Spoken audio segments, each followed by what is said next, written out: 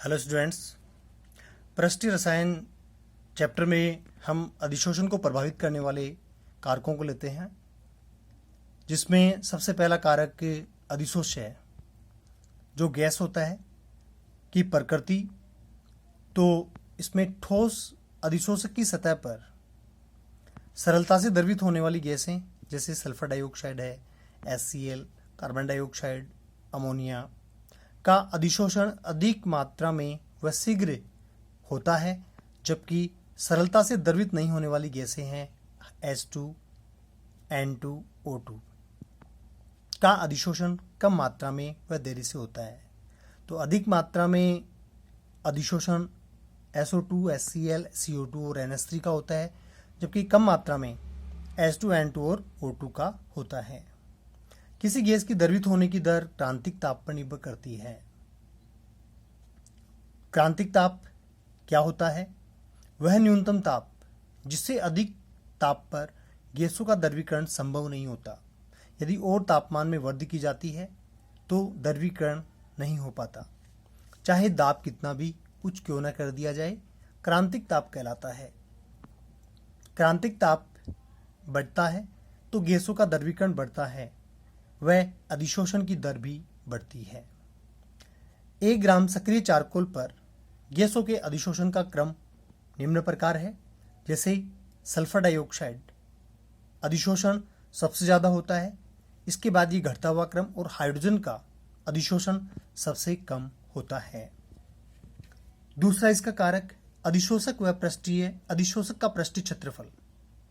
तो अधिशोषक का पृष्ठीय क्षेत्रफल बढ़ने पर अधिशोषण की दर में वृद्धि होती है। अतः सरंध्र तथा चूर्णित अवस्था में ठोस होने पर अधिशोषण बढ़ता है।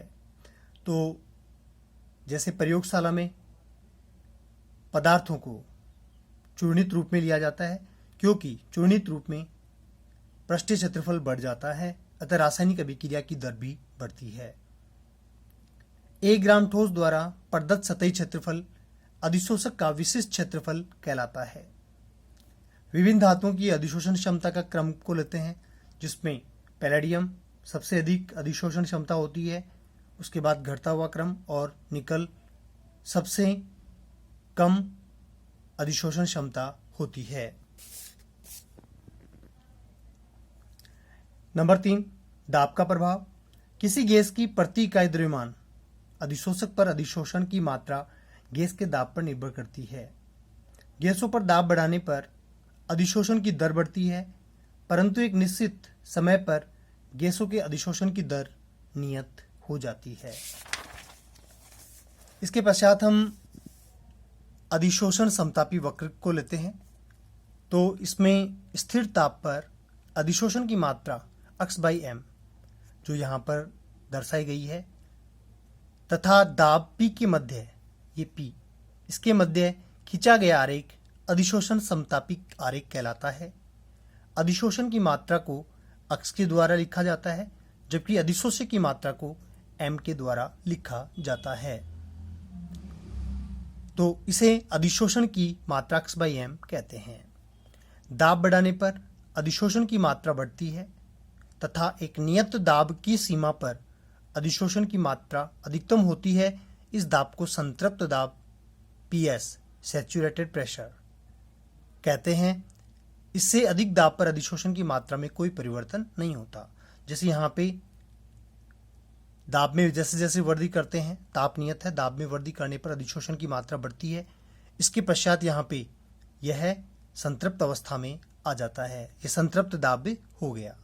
इसके पश्चात कितना भी दाब और लगा दिया जाए, अधिशोषण की दर में वृद्धि नहीं होती। इसके पश्चात हम ताप के प्रभाव की बात करते हैं। तो लासातलीय सिद्धांत के अनुसार विशोषण की तीव्रता बढ़ती है। x/m की मात्रा नियत दाब पर ताप में वृद्धि करने पर घटती है। नियत दाब पर अधिशोषण की मात्रा x/m व ताप के मध्य खींचा गया आरेख अधिशोषण समदाबी आरेख कहलाता है। जैसे x/m अधिशोषण की मात्रा और ताप के मध्य आरेख। भौतिक अधिशोषण हेतु P यहाँ पर नियत है, तो जैसे यहाँ पे ताप में कमी आती है तो विशोषण ताप में कमी करने पर बढ़ता है। रासायनिक अधिशोषण में अधिशोषण प्रारंभ में बढ़ता है, परंतु एक समय पश्चात अधिशोषण की मात्रा में कमी आने लगती है। जैसे x/m अधिशोषण की मात्रा और ताप आरेख खींचते हैं तो प्रारंभ में दर बढ़ती है, उसके बाद में अधिशोषण की दर में कमी आती है। इसके पश्चात अधिशोषण का सक्रियण लेते हैं तो किसी अधिशोषक की अधिशोषण क्षमता को बढ़ाना अधिशोषण का सक्रियण कहलाता है। अधिशोषण का सक्रियण निम्न विधियों के द्वारा बढ़ा सकते हैं, जैसे ठोस की सतह को यांत्रिक विधि के द्वारा खुरदरा करके। ठोस की सतह को यदि यांत्रिक विधि के द्वारा खुरदरा कर दिया जाता है तो मुक्त संयोजकता बढ़ जाती है या सक्रिय केंद्र बढ़ जाते हैं, जिससे अधिशोषण में वृद्धि होती है। अधिशोषक पदार्थ को बारीक पीस करके भी सक्रियण किया जा सकता है। अधिशोषक को निर्वात में भाप द्वारा गर्म करके भी मुक्त संयोजकता में वृद्धि की जा सकती है। इसके पश्चात फ्राइडलिक अधिशोषण समतापी लेते हैं तो फ्राइडलिक ने अधिशोषण की मात्रा x/m तथा दाब के मध्य एक गणितीय संबंध दिया, जिसके निम्न प्रेक्षण प्राप्त हुए। तो निम्न दाब पर यदि हम ले तो अधिशोषण की मात्रा दाब के समानुपाती होती है। तो x/m बराबर k p डैश। k यहाँ पे स्थिरांक होता है। निम्न दाब पर मतलब यहाँ पे p डैश।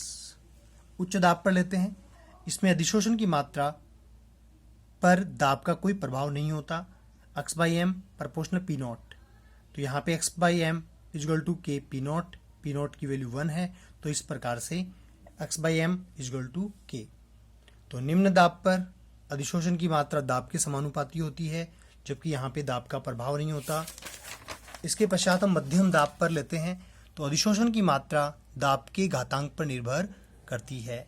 इसका मान 0 से 1 के मध्य होता है। तो x/m प्रोपोर्शनल p की घातांक 1/n। x/m बराबर kp की घातांक 1/n। Equation first.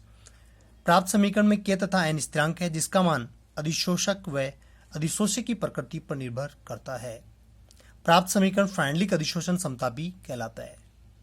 समीकरण 1 के दोनों तरफ log लेते हैं तो log x/m बराबर log k plus 1/n log p समीकरण प्राप्त हुआ। log x/m व log p के मध्य आरेख खींचते हैं तो एक सीधी रेखा प्राप्त होती है, जिसका ढाल 1/n के बराबर तथा अंतःखंड log k होता है। तो इस प्रकार से यह आरेख प्राप्त हुआ। इसे फ्राइडलिक अधिशोषण समतापी आरेख कहते हैं। विलियम प्रावस्था में अधिशोषण। तो विलियन से अधिशोषण गैसों के अधिशोषण सिद्धांत पर ही कार्य करता है, अतः स्थिर ताप पर अधिशोषण की मात्रा x/m विलियन की सांद्रता के घातांक पर निर्भर करती है। तो x/m प्रोपोर्शनल c 1/n। यहाँ पे p के स्थान पे दाब के स्थान पे सांद्रता ली है विलियन की और 1/n। तो x/m equal to kc 1/n power में। समीकरण के दोनों तरफ log लेते हैं तो log x/m बराबर log k plus 1/n log c p के स्थान पर। स्थिरांक k का मान ठोस की प्रकृति, कण का आकार, ताप, विलेय तथा विलाय की प्रकृति पर निर्भर करता है। इसके पश्चात हम अधिशोषण के अनुप्रयोग लेते हैं। तो गैस मास्क। सक्रिय चारकोल का उपयोग गैस मास्क बनाने में करते हैं, जो वायु में उपस्थित जहरीली गैसों को जैसे कार्बन मोनोऑक्साइड, मेथेन, इनका अधिशोषण कर लेता है। कपड़ों की रंगाई में फिटकरी का उपयोग कपड़ों की रंगाई में करते हैं, जहां पर यह रंजक के कणों का अधिशोषण करता है। नमी को दूर करने में सिलिका जेल का उपयोग किया जाता है। वर्णलेखिकी, जिसे क्रोमेटोग्राफी भी कहते हैं, उसमें इसका उपयोग होता है। यह अधिशोषण के सिद्धांत पर कार्य करती है।